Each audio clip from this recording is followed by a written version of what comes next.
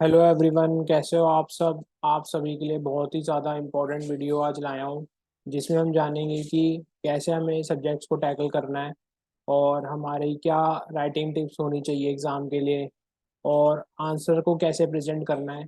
इसके बारे में जानना इसलिए ज़रूरी है क्योंकि हमें पता तो सब कुछ होता है कि कैसे हमें क्या लिखना है। हमने सारी तैयारी कर ली, सारे कॉन्सेप्ट्स पढ़ लिए, बट हमें ये नहीं पता होता कौन सी चीज़ें अंडरलाइन करनी है, जहाँ पे एग्जामिनर का मेन फोकस जाए।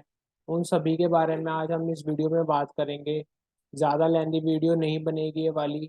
फटाफट से इस वीडियो को देखकर जाओ और अपने हर सब्जेक्ट्स में 10 से 15 मार्क्स बढ़ा लोगे आप आराम से। तो पहले में आते हैं कि भाई हमें सब्जेक्ट्स कैसे टैकल करना चाहिए। तो सबसे पहले एक पॉइंट ध्यान रखो कि कम से कम आपको 3 से 4 घंटे तो आपको बैठना ही है। ये नहीं कि आप बीच में डिस्टर्ब हो गए, चले गए, इधर उधर घूम रहे हो। उस चीज़ का फ़ायदा नहीं है। आपको कम से कम 3 से 4 घंटे बैठना है और अपना जो डे है वो जल्दी स्टार्ट करो। सुबह जल्दी स्टार्ट करने से आपको थ्योरी पहले सबसे पहले पढ़नी है। जैसे मैंने सेकंड पॉइंट में लिख रखा है, theory should be revise in same day. कैसे होगा वो? The theory should be read today morning and should be read eight today night before for more retention. जिससे कि आपको ज़्यादा रिटेन हो पाएगा। सुबह आपने जो थ्योरी पढ़ ली, सपोज एक बैंक ऑडिट पढ़ लिया, ऑडिट का चैप्टर मान लेते हैं। फिर आपने रात को भी सोने से पहले एक बार फिर से बैंक ऑडिट जो हमने पढ़ा था सुबह, वो फिर से रिवीजन करके फिर सोना है। और बीच का जो सन होगा, मिड डे का, उसमें अपना प्रैक्टिकल सब्जेक्ट्स आप देख सकते हो। उससे क्या होगा, आपकी कवरेज भी होती रहेगी, प्रैक्टिकल की भी, थ्योरी की भी, और बोर भी नहीं होगे आप लोग। और एक चीज़ का ध्यान रखो, अब एग्ज़ाम्स बिल्कुल ही बहुत ज़्यादा पास हैं। एक महीना भी नहीं रहा अब तुम्हारे एग्ज़ाम्स में। मोबाइल जैसी कोई भी वस्तु है इस धरती में तो उसे भूल जाओ। अगर तुम्हारे पास है तो भी भूल जाओ, नहीं है तो भी भूल जाओ। बिल्कुल भूल जाओ, क्योंकि ये अभी फोकस जो है तुम्हारा सारा एग्ज़ाम्स पे होना चाहिए, अपनी पढ़ाई पे होना चाहिए। बिल्कुल भी डिस्टर्ब नहीं होना, ना ही ज़्यादा प्रेशर लेना। अपने एग्ज़ाम्स पे फोकस करो। देखो यार, अगर तुम पढ़ के जाते हो ना तो तुम पास हो जाओगे, इस बात की गारंटी है। अगर तुम पढ़ के नहीं जा रहे, अभी भी ये सोच रहे हो कि यार इसके वीडियोस चैनल उठा लेते हैं, वो पढ़ लेते हैं, अपने एक तो टीचर पे भी भरोसा रखो जिससे तुमने पढ़ा है सब्जेक्ट। ये नहीं कि दूसरे टीचर्स का उसका चार्ट्स देख लेते हैं या उसके चार्ट्स देख लेते हैं, वो बिल्कुल बेकार है। जो तुम्हारे पास स्टडी मटेरियल है उसी पे फोकस करो और वही पढ़ते रहो, वही पढ़ते रहो। उसी से रिटेन होगा और एग्जाम में भी वहीं से तुम्हें याद आ जाएगा, सब याद आ जाएगा। टेंशन लेने की ज़रूरत नहीं है। अब तुम्हें आंसर्स कैसे लिखने हैं, हाउ टू राइट।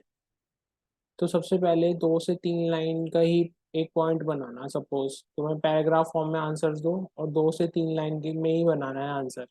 ज़्यादा बड़ा बड़ा 5-6 लाइनों का पैराग्राफ मत बनाना, 2 से 3 लाइन। और उसमें क्या करना, अपने जो कीवर्ड्स हैं उन्हें हाईलाइट कर देना, अंडरलाइन कर देना। हाईलाइट वही करने का मतलब हुआ कि आपको अंडरलाइन कर देने हैं, जिससे कि क्या होगा, एग्जामिनर का उस उन कीवर्ड्स पर फोकस जाएगा और तुम्हारे मार्क्स बढ़ जाएंगे ऑटोमेटिकली। इससे ही बढ़ते हैं मार्क्स, क्योंकि एग्जामिनर भी फटाफट चेक करता है, मेन मेन कीवर्ड्स देखेगा, पूरी पूरी लाइन नहीं पढ़ेगा। अगर देखो तुम्हें 200% श्योर हो कि जो तुमने क्वेश्चन पढ़ा उसका सेक्शन नंबर यही जो याद आ रहा है तुम्हें वही है, तो ही लिखना। और तुम्हें याद नहीं आ रहा तो मत लिखना, तुम्हारे मार्क्स नहीं कटेंगे। ऐसा मोस्टली केसेस में देखा गया है, मार्क्स नहीं कटते। लेकिन हाँ, अगर तुम गलत सेक्शन कोड कर देते हो तो मार्क्स कटने की प्रोबेबिलिटी बहुत ज़्यादा हाई हो जाती है। कभी कभार एग्जामिनर हो सकता है तुम्हारा आंसर बिना पढ़े ही काट दे। सपोज तुमने सेक्शन नंबर ही रॉन्ग डिनोट कर दिया वहाँ पे, फिर क्या होगा, वो पढ़ेगा ही नहीं। वो देखेगा सेक्शन नंबर ही गलत है, बच्चे को पता नहीं, वो काट देगा, वो पढ़ेगा ही नहीं आंसर। तो मत लिखना सेक्शन नंबर, और सीधा अपना वो टिप्स में मैं जो बताऊंगा, थ्योरी टिप्स में, उसे भी देख लोगे ना तो समझ में आ जाएगा। और राइटिंग शुड भी तुम्हारी स्पेसिफिक होनी चाहिए और रीडेबल होनी चाहिए। मैं बार बार बोल रहा हूँ ये बात, राइटिंग तुम्हारी रीडेबल होनी चाहिए और स्पेसिफिक होनी चाहिए। कहानियाँ बनाने की ज़रूरत है नहीं, प्रोफेशनल पेपर है और रीडेबल फॉर्मेट में रहेगी। देखो, बिल्कुल ही डॉक्टर वाली मत लिखना लैंग्वेज। हाँ, रीडेबल फॉर्मेट में होगी ना तो भी सब कुछ चल जाएगा।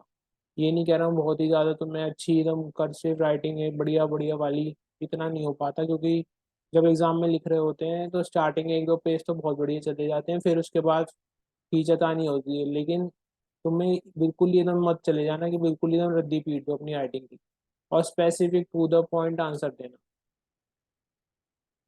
अब क्या करना है, थ्योरी क्वेश्चंस को कैसे लिखना है आपको, पहले जो मैंने बताया, अगर 200% आप श्योर हो तभी उसको आपको लिखना है सेक्शन नंबर। नहीं हो तो आपको क्या करना है, जो भी है, सपोज कंपनीज एक्ट का कोई क्वेश्चन है तो आपको लिखना है एज पर कंपनीज एक्ट, और अपना आप आंसर स्टार्ट कर दो, कोई दिक्कत नहीं है। फिर थ्योरी क्वेश्चन में जो उन्होंने गिवन इन क्वेश्चन है वो लिख दिया, फिर जो आपको पॉइंट्स आंसर करने हैं वो लिख दिया, फिर कंक्लूजन। इन चारों के अलग अलग पैराग्राफ होंगे, मतलब कि एक आंसर आपका 4 पैराग्राफ में जाएगा। आपको ऑटोमेटिकली आंसर देखने में भी सुंदर लगेगा, आपने अंडरलाइन भी कर रखे होंगे कीवर्ड्स, आपका सेक्शन नंबर आपको याद है तो वो तो और भी बहुत बढ़िया है।